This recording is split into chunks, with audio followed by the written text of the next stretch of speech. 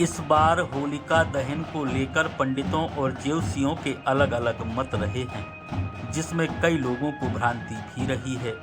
होलिका दहन के मुहूर्त को लेकर बने संशय के बीच मकरोनिया के दीनदयाल नगर स्थित श्री राम दरबार मंदिर परिसर में सोमवार की शाम 6:15 बजे महंत केशवगिरी गोस्वामी की अगुवाई में और अनेक लोगों की उपस्थिति में होलिका दहन किया गया। विधिवत पूजन अर्चन के बाद होलिका दहन कराया गया। इस दौरान महंत केशवगिरी ने बताया कि भद्रा काल में होलिका दहन निषेध माना जाता है। उन्होंने कहा कि या भद्रा से पहले या मध्य रात्रि के बाद होलिका दहन करना शुभ माना जाएगा। भद्रा शुरू होने से पहले अग्नि स्थापना की विधि कराई जा चुकी थी और इसी मुहूर्त के हिसाब से होलिका दहन कराया गया। उन्होंने कहा कि मंगलवार को ग्रहण होने की वजह से पूजा पाठ या अन्य शुभ कार्य निषेध रहेंगे और सूतक काल समाप्त होने के बाद ही धार्मिक कार्य प्रारंभ होंगे।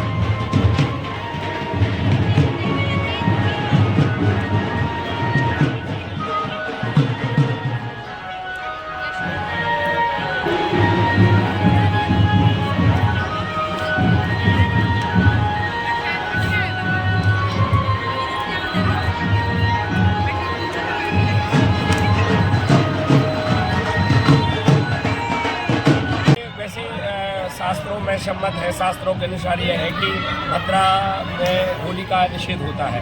तो चूँकि भद्रा लगने के पहले ही हमने मुहूर्त कर दिया था होली प्रारंभ करने का, तो उसके पहले अग्नि स्थापना करके हमने पूजन कर दिया था। इसलिए हमने सायंकालीन मेला में ये होली महोत्सव का होलिका दहन का आयोजन रखा। और चूँकि रात्रि में 1:30 बजे के बाद में भद्रा जब उतरेगी उसके बाद में मुहूर्त रहेगा, तो उस समय हमारी संस्कृति का अर्थ ये है कि सब लोग उससे जुड़े रहें। तो उससे जुड़ने के लिए हमने यह उस मुहूर्त को पहले ही कर दिया, ताकि भद्रा लगने के पहले ही यह मुहूर्त कर दिया गया है। और रही बात अपने चंद्रग्रहण को लेकर, तो चंद्रग्रहण में होली खेलना निषेध माना गया है। इसलिए चंद्रग्रहण का सूतक सुबह जब 6:15 बजे करीब लगेगा, तो उसके पहले ही भगवान की पूजा हो जाएगी, भगवान को रंग गुलाल इत्यादि समर्पित कर दिया जाएगा। और जब ग्रहण काल का दोष खत्म हो जाएगा सायंकालीन मेला में 7:15 बजे, उसके पश्चात में पुनः बहुत ही भव्य और दिव्य रूप में पूरे सनातनी, पूरे हिंदू एक साथ मिलकर के भगवान की होली का महोत्सव मनाएंगे, जिसमें राम दरबार परिवार के हमारे सभी सदस्यगण विशेष रूप से होली का महोत्सव मनाते हैं। श्री वीरेंद्र गौर जी जो हमारे मध्य में नहीं रहे, उन्हीं के समय से यह परंपरा चलती आ रही है। विशेष रूप से कि राम दरबार मंदिर में सभी जन इकट्ठे होते हैं और यहाँ पर एकत्रित होकर के जिन परिवारों में अनुभव होता है, दुख की होली होती है, दुख का उत्सव, दुख का यह त्यौहार होता है, उन परिवारों में हम सब लोग मिलजुल कर जाते हैं और उन परिवारों में जाकर के उनके परिवार में परिजनों को